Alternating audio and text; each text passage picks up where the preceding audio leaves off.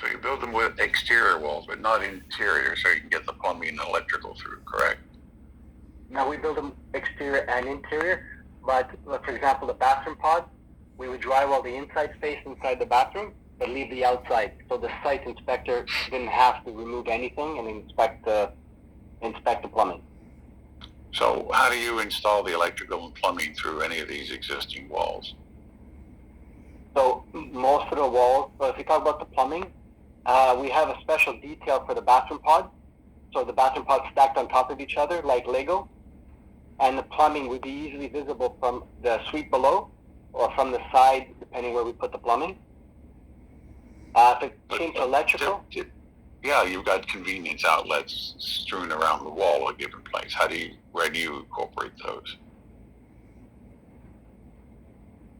You get the electrician. The electrician has to do a cutout on the wall and then drop it in that way.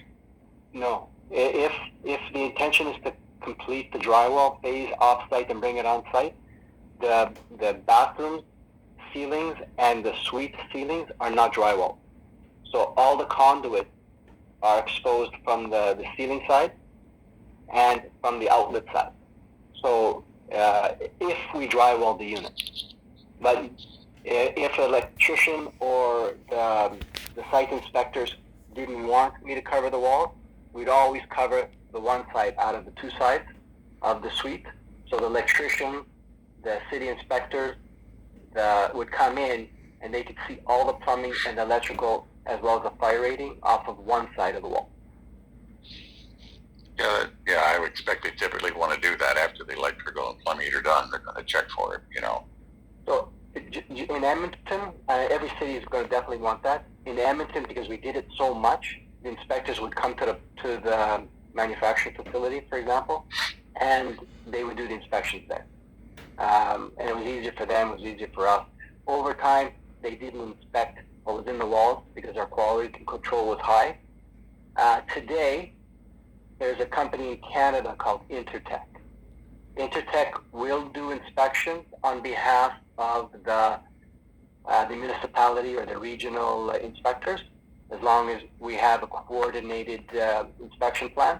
And they would come to the shop, inspect the particular plumbing or electrical, so when it comes on site, we didn't have to deal with it twice over.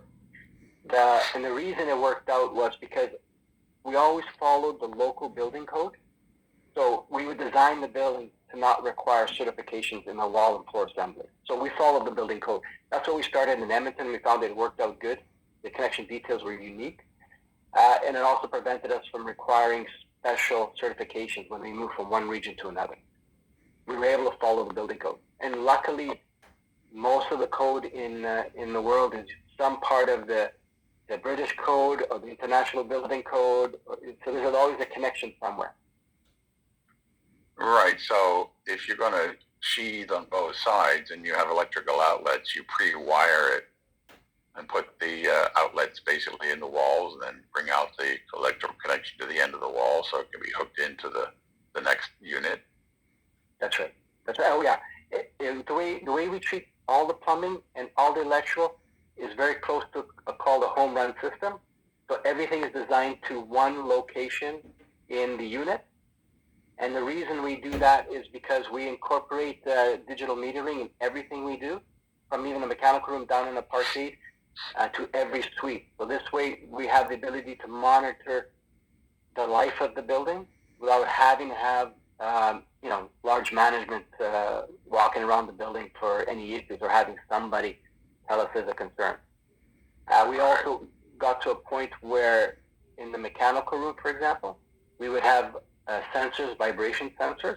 So when pumps, for example, vibrated too much, we knew there was an issue. So it would be more of a proactive type management system. Okay, sounds good. So that's the manufacturing facility, the technology at which Fortis grew from. We were mainly focused on multifamily and mixed-use development.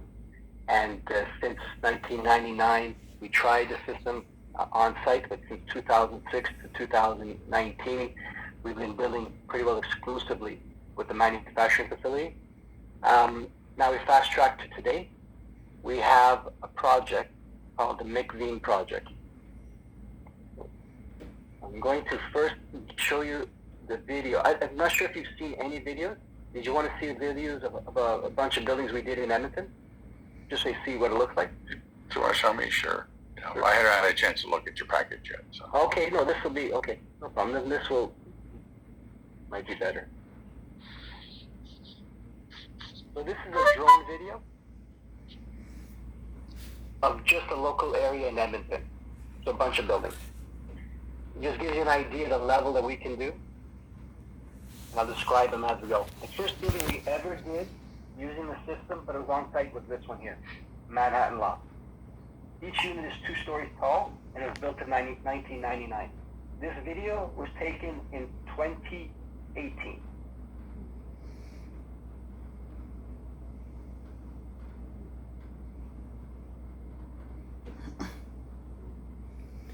Laurie, can you please admit Earl? He got out for some reason. He's asking to come in. Sorry.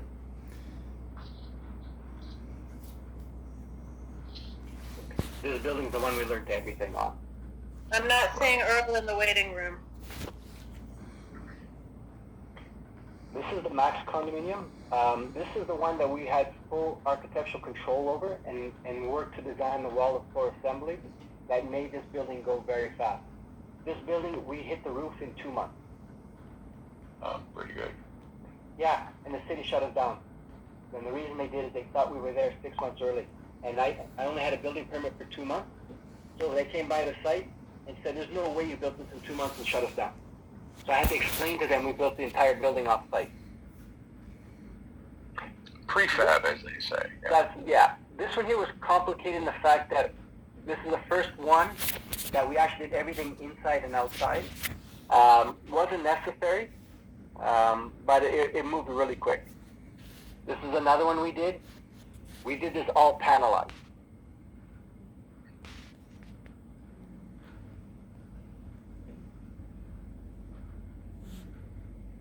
And sometimes we'll do work for other contractors or developers where we'll only do small parts. So we'll do the walls, the exterior walls, and just do the steel on the inside and leave the plumbers and electricians to somebody else. So we're pretty flexible when we do our wall and floor assembly. So this is one we did where we did the bathroom pods. We did the exteriors, but we didn't do no electrical and no drywall, other than the bathroom pod. So that's an example of the bathroom pod stacking and the plumbing connect from one side. And you can see one wall over there.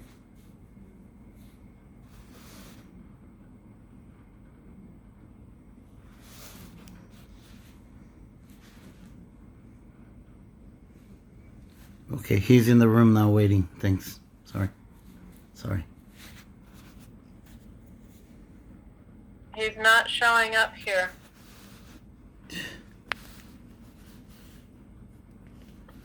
Now this is the one built in 2006.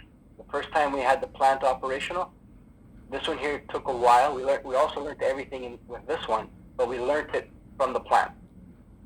So every floor we changed something and educated ourselves how to make it faster, better, stronger. And this was also taken in 2018. It was built in 2006. This is the one I talked about that the pension fund bought. It's 650 feet long. It's only 4-story. And this is the one they monitored the building for 9 months with their own engineers and consultants watching us build.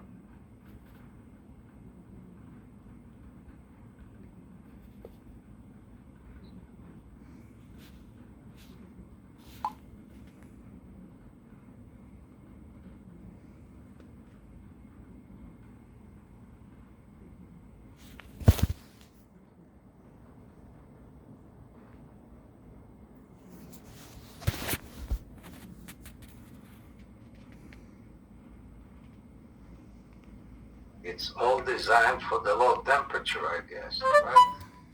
Yeah, Edmonton goes from minus 50 to plus 40. So we designed it for huge temperature gradients. This is a Yes. 16-story we did. This wasn't our building. We built it for somebody else.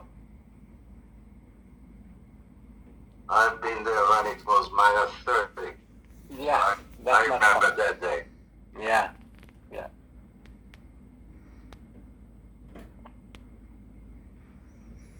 Okay, I'm going to try to find a way to take control again.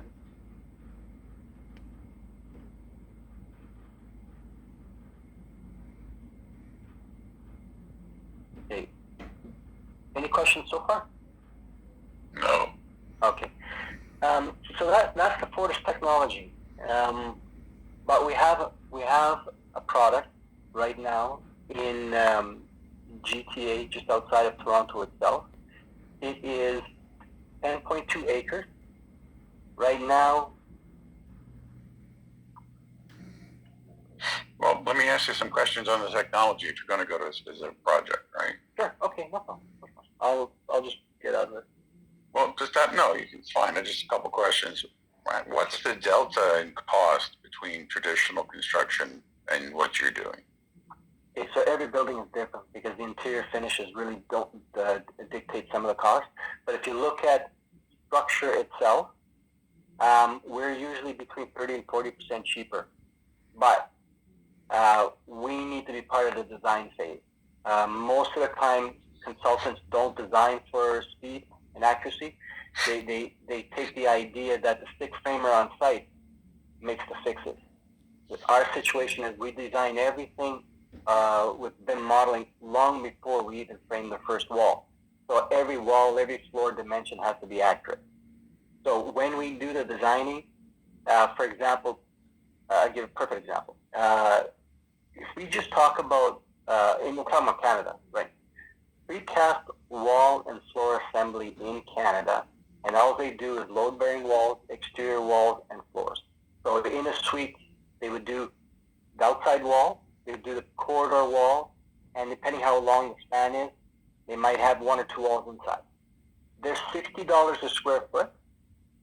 Then you have to bring in a framer inside to finish the framing.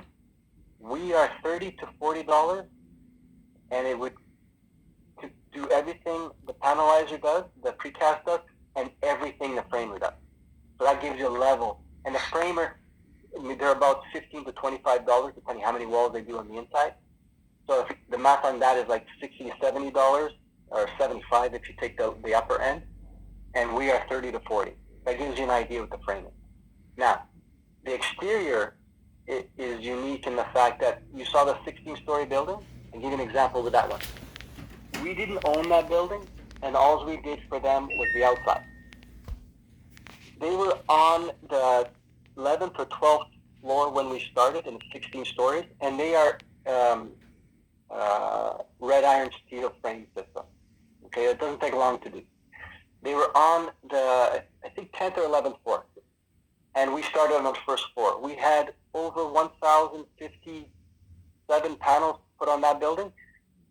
We finished before they finished the roof. So we left all our walls and floors that we couldn't finish for about 3 or 4 weeks later until they got to the roof on the framing side. Then we finished.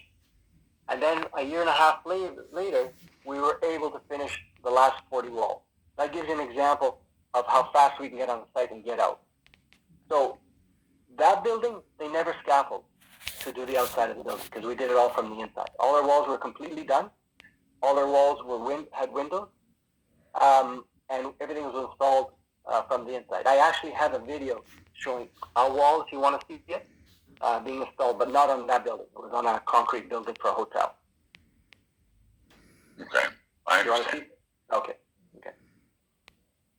I'm an engineer myself, if it helps. I know. Right? I know. That's why I'm happy to answer whatever you want to have. Yeah, I warned them. That's Oh. right. you let the cat out of the bag, huh? Yeah. I've had some experience in dealing with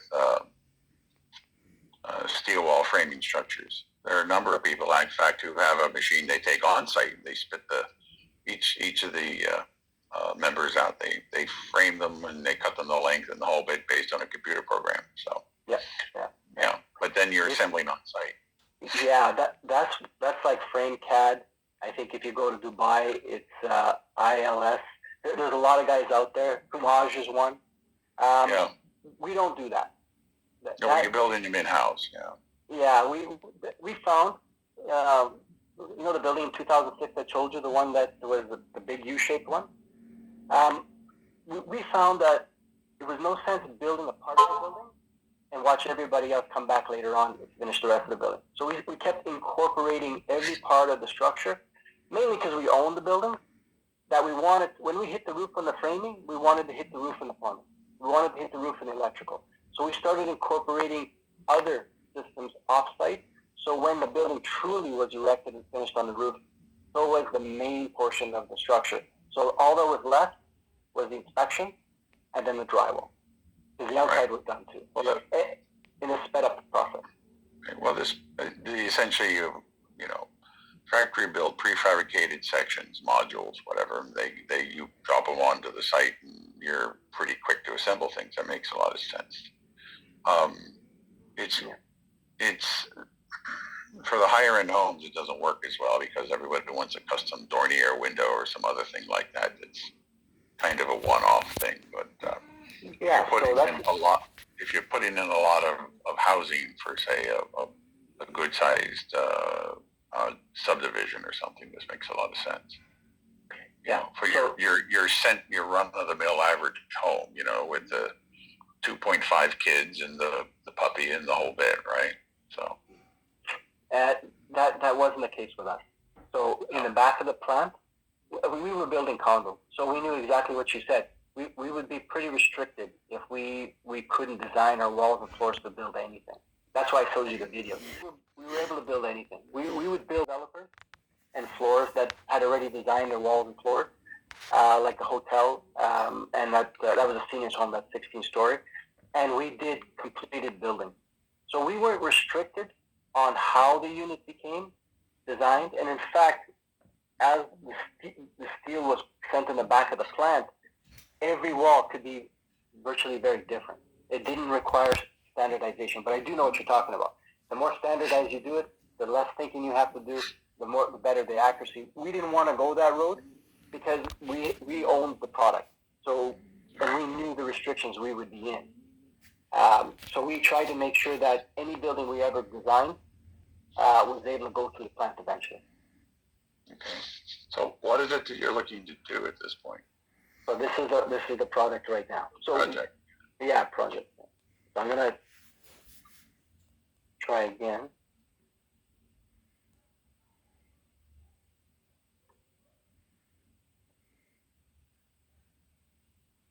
Okay. Do you see that? It's